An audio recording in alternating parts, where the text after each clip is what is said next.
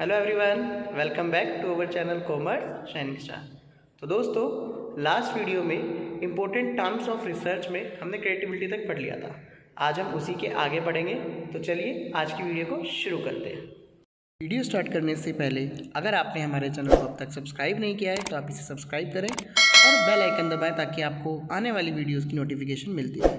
और चैनल अच्छा लग रहा है तो अपने दोस्तों में भी शेयर कीजिए ताकि उनको भी नॉलेज मिल सके। आज हम कवर करेंगे एब्स्ट्रैक्ट क्या होता है, कंस्ट्रक्ट क्या होता है, डाटा क्या होता है, वेरिएबल क्या होता है और कोरिलेशन स्टडी क्या होती है। चलिए शुरू करते हैं। एब्स्ट्रैक्ट की बात करते हैं। सबसे पहले एब्स्ट्रैक्ट होता क्या है? एक तरह का ब्रीफ ओवरव्यू होता है किसी भी रिसर्च स्टडी के लिए। जैसे कि मैं आपको एग्जांपल से बताता हूँ। आप सभी लोग मूवीज़ तो देखते हैं, तो मूवीज़ में पिक्चर आने से पहले ना एक बार ट्रेलर आता है उसका। सभी को पता है पिक्चर के पहले ट्रेलर आता है, उसके बाद मूवीज़ आती है। ट्रेलर में होता क्या है, आपको पूरी जो पिक्चर है उसको 2 मिनट में बता रखा होता है कि इसमें क्या है क्या नहीं।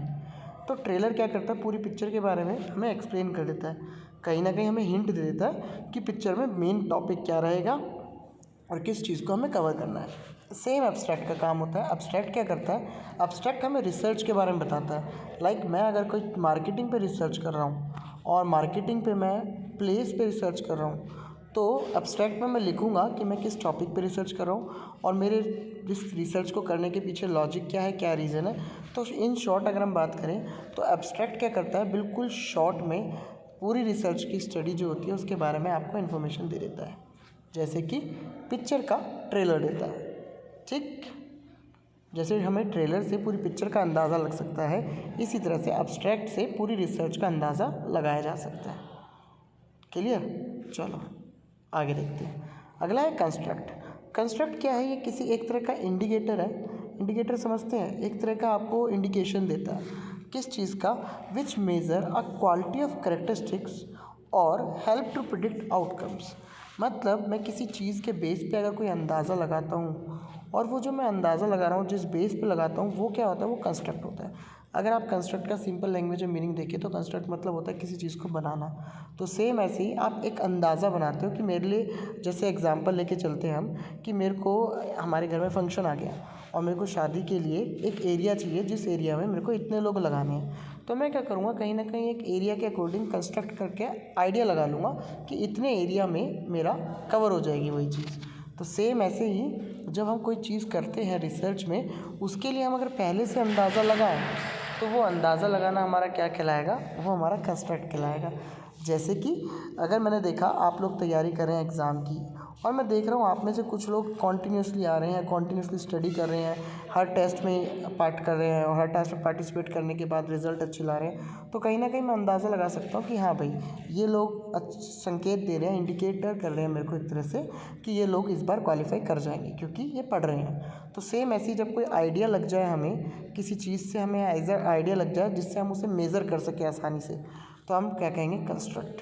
क्लियर? एक एग्जांपल और चाहिए तो वो एक और एग्जांपल ले लो। जैसे किसी को अगर आपके घर में आप देखते हो, आपको देखने में लग रहा है कि किसी की बॉडी में पेन हो गया है या फिर थोड़ा बहुत उसको हल्का सा बुखार उखार आने वाला है, तो आप लोग क्या करते हो, पहले से अंदाज़ा लगा लेते हो कि भाई इसकी तबीयत थोड़ी डाउन जा रही है और इसकी एनर्जी थोड़ी डाउन लग रही है। सेम आप अपने साथ भी कर सकते हैं। तो क्या कर रहे हो, जब ये आइडिया लगा रहे हो, जिस बेस पे ये आइडिया लगा रहे हो, वो बेस, वो आइडिया जो लगाने का तरीका हमें क्या कहलाता है, कंस्ट्रक्ट कहलाता है। क्लियर? अब बात करते हैं डाटा की। डाटा क्या होता है? देखो आपको ना सामने दो चीज़ होती है, एक होती है डाटा, एक होता है आपके पास इंफॉर्मेशन। ये दो चीज़ होती है, ये मैंने पहले भी एक बार बताया, एक बार क्लियर कर देते हैं सारा फिर बताते हैं। ठीक, दो चीज़ होती है, क्या, कौन कौन सी? एक होती है डाटा, एक होता है आपका इंफॉर्मेशन। तो आपको ये चीज़ पता होनी चाहिए, इन्फॉर्मेशन जो होती है वो आपकी मेन होती है, डाटा जो होता है वो आपके पास वास्ट होता है। मतलब मेरे को अगर जानना है कोविड के पेशेंट कितने हैं, तो मेरे पास डाटा जो होगा वो पूरे वर्ल्ड का होगा कि पूरे वर्ल्ड में कितने कोविड के पेशेंट हैं, पूरे वर्ल्ड में। तो ये मेरा डाटा है। लेकिन मेरे को जो पर्टिकुलर स्टेट के बारे में जानना है, मुझे यूपी के बारे में जानना है, यूपी में भी किसी एक जैसे लखनऊ के बारे में जानना है, तो ये क्या है, ये मेरे पास इन्फॉर्मेशन है। तो जो डाटा होता है वो अनप्रोसेस इन्फॉर्मेशन होती है, यानी कि वो पूरा एक तरह से ढेर होता है। उस ढेर में से मेरे को जो इन्फॉर्मेशन चाहिए होती है मैं वो निकालता हूँ। जैसे मैंने बोला मुझे लखनऊ में कितने केस आए थे कोविड के वो निकालना है, तो मेरे को पूरे दुनिया के कोविड के केसेस पड़े होंगे, मेरे को उन सब की ज़रूरत नहीं होगी। मेरे को इन्फॉर्मेशन सिर्फ लखनऊ की चाहिए, बाकी सारा मेरे लिए क्या हो जाएगा, डाटा हो जाएगा। क्लियर। अगला वेरिएबल। वेरिएबल देखो नाम से ही पता चलता है, वेरिएबल मतलब जो वारी करता है टाइम टू टाइम, फिक्स नहीं होता, अलग अलग टाइम पे अलग अलग वेरी करता है वो, that is called as variable. अगला है कोरिलेशन स्टडीज़। कोरिलेशन स्टडी को हम किस तरह से कहते हैं, जब भी हम किसी दो वेरिएबल के बीच में रिलेशनशिप ढूंढते हैं तो वो हमारा कोरिलेशन स्टडी आता है। जैसे इसका भी एग्जांपल लेके बताता हूँ। जैसे आप लोगों ने देखा होगा जब आप लोग छोटे थे उस वक्त ना एक वो आइसक्रीम वाले जो आते थे, या फिर आइसक्रीम वाले हटा देते हैं हमारे पास, आपके पास वो चीज़ आती थी ना जो आपको क्या बोलते हैं, पॉपकॉर्न लेते थे, पॉपकॉर्न वाले या फिर कोई आते थे, तो वो क्या करते थे जब वो आपके गली में आते थे तो उनकी जो कढ़ाई होती थी उस पर वो एक लोहे की डंडी से बजाते थे, है ना। तो ये जो चीज़ होती थी इससे की एक आवाज़ जनरेट होती थी और उस आवाज़ से आपको अंदाज़ा लगता था कि हाँ वो आ रहा है। तो ये मान लीजिए आपका घर है और वो जो है पॉपकॉर्न वाला इधर है, तो वो जब बजाना शुरू करेगा तो आपको यहाँ पे आवाज़ आएगी, और जैसे जैसे ये आवाज़ आपके पास आती जाएगी आपको लग जाएगा हाँ भाई, यानी कि वो हमारे घर के आसपास आ गया है, फिर आप बाहर जाके उससे चीज़ खरीद लेते हो। तो कोरिलेशन स्टडी यही होता है जब दो चीज़ों के बीच में रिलेशन बताता है। जैसे अगर मैं आवाज़ सुन के पहचान लेता हूँ कितनी दूरी पर है फुल्ले वाला, या फिर कितनी दूरी पर है जो भी मेरे को काम है वो बंदा मेरे से कितनी दूरी पर है, उसकी आवाज़ से मेरे को पता चल जाता है। ठीक, कोरिलेशन ये होता है। चलिए फास्ट ट्रैक इसको एकदम स्पीडली बोल लेते हैं। एब्स्ट्रैक्ट क्या होता है, एब्स्ट्रैक्ट ट्रेलर की तरह बात करता है, एकदम एक तरह का ट्रेलर होता है पूरी रिसर्च का। ठीक, क्रक्स ले लेते हैं हम यहाँ पे।